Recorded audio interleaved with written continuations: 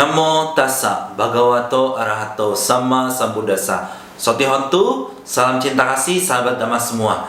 Nah, di zaman sekarang ini banyak orang berusaha untuk mencapai kemakmuran dalam hidup mereka. Bagaimana sih cara mencapai suatu kemakmuran? Kita bisa belajar dari seseorang yang bernama Kumbhagosaka. Jadi Kumbhagosaka ini adalah anak seorang bendahara yang sangat kaya. Pada saat itu terjadi wabah di rumah bendahara tersebut dan banyak pelayan yang meninggal. Nah, ayah dan ibu Kumbhagosaka juga tertular wabah itu dan hampir mendekati ajal. Sebelum mendekati ajal, orang tua Kumbhagosaka meminta Kumbhagosaka untuk segera meninggalkan rumah supaya tidak tertular wabah tersebut. Lalu orang tuanya juga mengatakan tersimpan harta yang cukup banyak di suatu tempat, harta mereka. Jadi terpendam, harta karun terpendam mereka yang mereka sudah kumpulkan, mereka taruh di suatu tempat. Orang tuanya memberitahu Kumbhagosaka di mana tempat penyimpanan harta tersebut. Lalu Kumbhagosaka pergi dari kota dan tinggal di hutan selama 12 tahun. Setelah 12 tahun dia kembali ke kota. Karena Kumbhagosaka sudah pergi selama 12 tahun dan tumbuh menjadi orang yang lebih dewasa, maka tidak ada seorang pun di kota yang mengenalinya. Lalu dia pergi ke tempat harta karun yang diberitahu oleh orang tuanya disimpan. Ketika Kumbhagosaka mengecek, ternyata harta karunnya masih ada di situ. Tapi Kumbhagosaka ini menyadari satu hal, kalau dia datang ke kota, orang-orang nggak kenal, tiba-tiba dia jadi kaya, itu akan sangat mencurigakan. Nanti raja akan menyelidiki Kumbhagosaka. Mereka akan berpikir bahwa Kumbhagosaka secara tidak sengaja menemukan harta, dan harta ini akan dibawa ke kerajaan, akan menjadi milik raja, dan Kumbhagosaka akan ditangkap karena ini. Lalu Kumbhagosaka berpikir, oke, mulai dari sekarang dia akan mencari pekerjaan terlebih dahulu, mengumpulkan kekayaan sedikit demi sedikit, baru nanti setelah stabil mengambil semua hartanya. Jadi Kumbhagosaka menjadi seorang buruh. Pekerjaannya pada saat itu adalah bangun di pagi hari, membangunkan orang-orang, kayak tok tok, waktunya bangun. Terus habis itu Kumbhagosaka berkeliling kota untuk membangunkan orang-orang, dan waktunya makan, waktunya untuk menyiapkan kerbau, waktunya untuk bekerja. Jadi Kumbhagosaka itu ibaratnya seperti alarm, ya kan, bagi orang-orang di kota. Nah, jadi Kumbhagosaka bisa dapat upah sedikit demi sedikit. Nanti dia punya strategi bagaimana supaya dia bisa membawa semua hartanya balik kepada dirinya.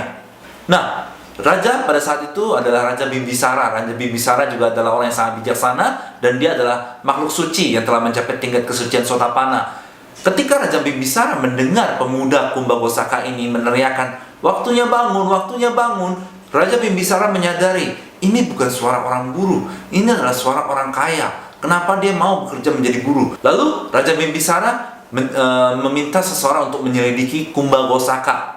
Raja membuat suatu strategi bahwa para buruh harus mengadakan suatu pesta dan mereka harus menyumbang sejumlah uang untuk acara pesta tersebut. Nah, karena Kumbhagosaka nggak punya uang, dia mengambil sedikit koin dari harta karun tersebut. Lalu karena hal ini Kumbhagosaka diajak ke pengadilan kerajaan. Nah, lalu Kumbhagosaka pun ditanya, ya kan, tentang perihal koin tersebut.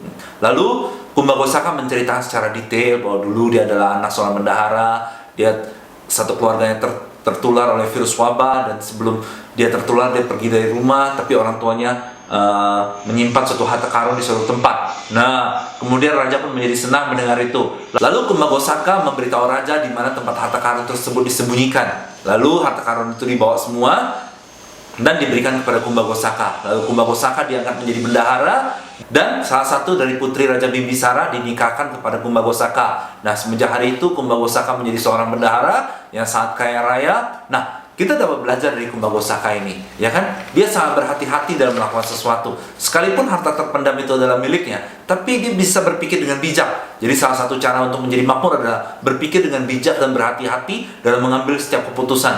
Nah, kita bisa belajar juga dari Kumbhagosaka. Dia mau memulai dari bawah, perlahan-lahan. Dia nggak mengeluhkan kondisinya harus menjadi seorang buruh, seperti buruh yang alarm membangunkan orang di pagi hari. Dia tidak mengeluh. Dia mulai dari bawah, tahap demi tahap, ya kan? Dan pada akhirnya, karena karma baik berbuah, akhirnya dia bisa mendapatkan semua harta yang dia miliki. Lalu Buddha membabarkan syair Dhammapada yang ke-24. Buddha mengatakan, orang yang penuh semangat, selalu sadar, murni dalam perbuatan, memiliki pengendalian diri, hidup sesuai Dhamma, dan selalu waspada, maka kebahagiaan akan bertambah. Kumbhagosaka ini ya adalah seseorang yang berusaha dengan keras, dengan bijaksana, dengan hati-hati. Kenapa? Karena dia memiliki tabungan kebajikan di masa lampau, ya kan? Dan dia memiliki kebijaksanaan saat ini. Jadi untuk menjadi orang yang sukses dalam kehidupan ini, kita butuh 3 syarat. Pertama, kebajikan dari masa lampau. Kedua, kebijaksanaan. Dan ketiga, usaha yang keras. Maka kita bisa berhasil dalam hidup ini. Nah, sahabat Dhamma, bagaimana sih caranya mengembangkan kebijaksanaan kita dari waktu ke waktu? Bagaimana sih caranya mengembangkan semangat usaha kita dari waktu ke waktu? Nah, sahabat Dhamma bisa bergabung di kelas pelatihan pikiran, kelas meditasi cinta kasih, setiap jam 7 malam, setiap hari Selasa dan Jumat. Kelas ini free, tidak ada biaya sama sekali. Sahabat Dhamma bisa mengikutinya dengan cara mendaftar di WhatsApp yang ada di sini. Ya. Nah, sahabat Dhamma, semoga kebijaksanaan kita terus berkembang, semoga semangat dan usaha kita terus berkembang, dan kita bisa berhasil mencapai cita-cita kita dalam hidup ini. Sabe Sata Bhavantu Sukhitata.